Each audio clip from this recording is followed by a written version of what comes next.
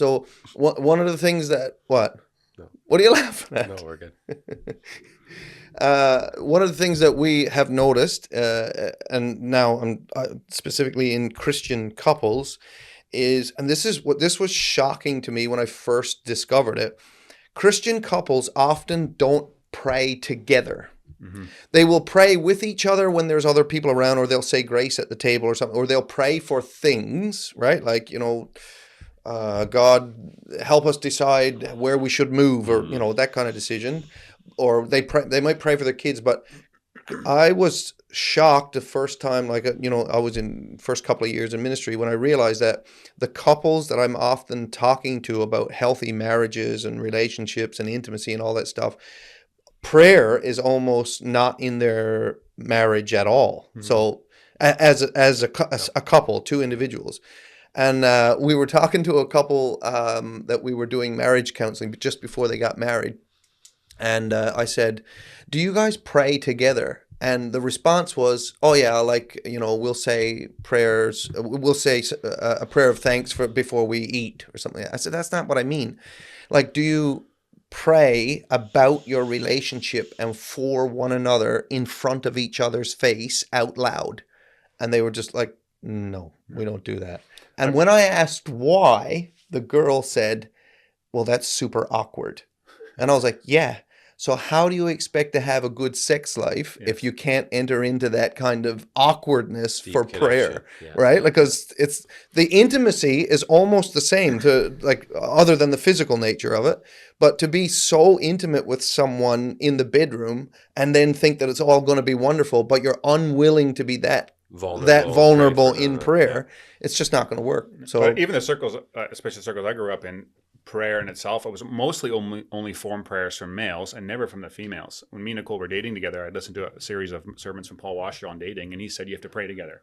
So I said, okay, I'm just going to do this, just really black and white about it. And so at the end of a date one day, I said, Nicole, we're going to pray together. And she's like, okay. So I prayed, and then I'm waiting for her to start praying. I look beside me, and she's just bawling, and I'm like, what's going on? Yeah. Anyway, we ended up talking about it later, and she'd never heard a woman pray out loud before, like her whole life.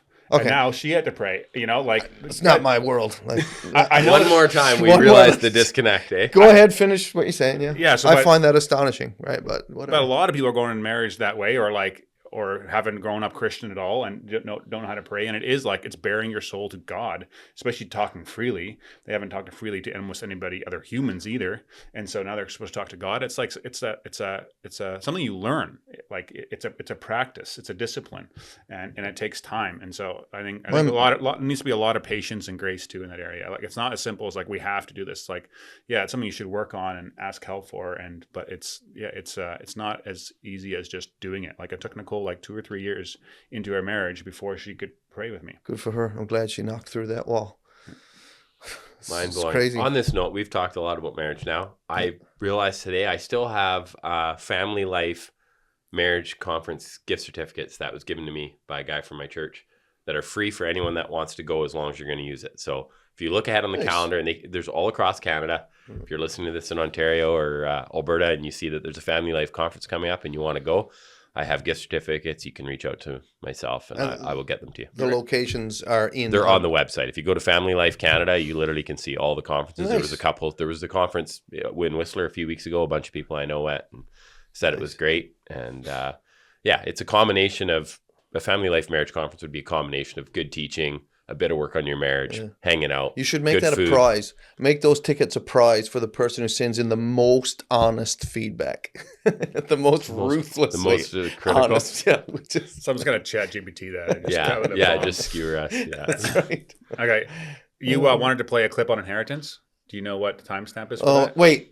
Before you start playing another clip, can I just say about the last clip that or at least. That's not been published yet, though, has it? Yeah, it has. Oh, maybe. Anytime Gary publishes a clip, I've not seen it beforehand. You didn't get to so prove it? I'm just letting everyone know if something comes up here.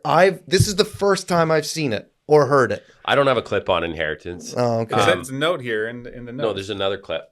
I posted another clip. That's a clip from a sermon that I was going to share. Okay, you want to play that?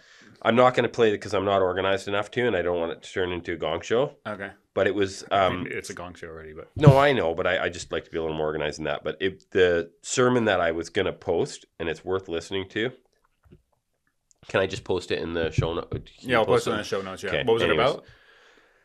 It was from like an R.C. Sproul ministry thing, and there